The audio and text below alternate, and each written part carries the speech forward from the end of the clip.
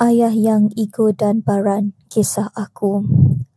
Aku Rin, bukan nama sebenar. Anak sulung daripada 3 beradik. Aku ada 2 orang adik lelaki yang beza umur masing-masing 6 dan 9 tahun lebih muda daripada aku. Dari segi akademik, aku bukan calang-calang pelajar. Dalam peperiksaan percubaan SPM, aku berada dalam kelompok 30 terbaik daripada 200 calon di sekolah. Tapi, itu semua macam tak ada makna dalam rumah aku. Hari tu, aku baru balik dari sekolah lepas harian dari pukul 6.45 pagi sampai 4.30 petang. Sampai rumah dalam pukul 4.45 petang. Letih gila. Tapi, belum sempat berehat, ayah suruh aku letak 3 almari kasut dia dalam bilik tidur aku. Aku tolak sebab pertama, bilik aku akan nampak semak. Kedua, tak logik langsung almari kasut letak dalam bilik tidur. Lagipun dekat rumah ada stor yang dah penuh dengan rak kasut. Aku tak faham kenapa nak letak juga dekat situ. Aku cakap, cuba ayah letak rak kasut dalam bilik tidur ayah. Tiba-tiba, ayah terus tarik rambut aku sampai beberapa helai tercabut. Sambil tu dia marah.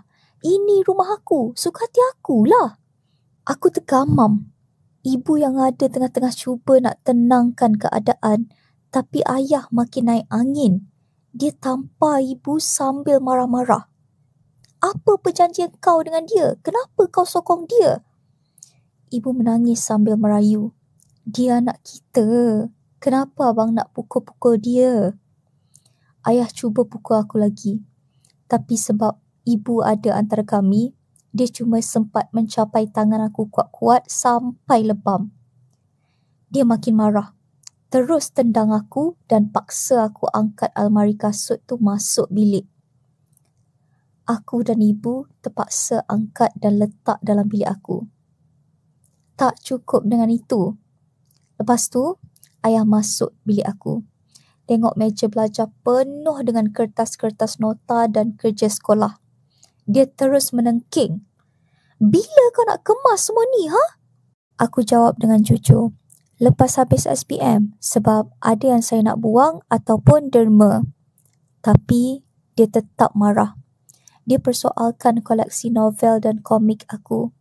Tanya berapa kali aku baca dan suruh buang sebab katanya aku dah besar.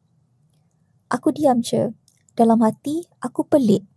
Kenapa aku kena buang koleksi aku yang tersusun rapi sedangkan dia ada koleksi kasut? Tiba-tiba dia jerit. Kau jangan pandang aku macam tu. Lepas tu, dia tampar aku dan tolak aku ke dinding. Sekali lagi, ibu halang dia dari terus pukul aku. Dia tengking. Aku ni siapa? Aku jawab, ayah. Tapi dia ulang-ulang soalan tu berulang kali. Aku dah penat, kepala serabut. Akhirnya aku jawab dengan suara yang lebih kuat. Faham! Tamparan sekali lagi hinggap di pipi aku. Ibu tolak ayah ke katil, cuba tenangkan dia. Bila dia dah reda sikit, dia keluar dari bilik. Tapi sebelum keluar, sempat lagi dia tendang aku sekali lagi. Lepas tu, ibu menangis dan merayu. Jangan buat ayah marah lagi. Aku tak pernah berniat nak jadi anak derhaka. Tapi sampai sekarang, ayah langsung tak bercakap dengan aku. Cuma jeling je setiap kali nampak aku. Pernah dulu, aku cuba bergurau dengan dia masa dia tengok TikTok. Tapi, aku yang kena tengking. Sejak tu, aku tak pernah cuba buat lawak lagi depan dia. Masa aku dapat tempat pertama dalam kelas, dia tak cakap apa-apa pun. Tak ada ucapan tahniah. Jauh sekali nak bangga. Jujur aku cakap, benda tu buat aku hilang semangat nak belajar. Aku bukan nak minta simpati. Cuma aku nak tahu, salahkah aku? Atau ini cuma ego ayah aku yang tak pernah boleh dibantah? Kalau korang pernah atau sedang lalui benda yang sama, macam mana korang hadapinya? Kongsikan pendapat korang di ruangan komen.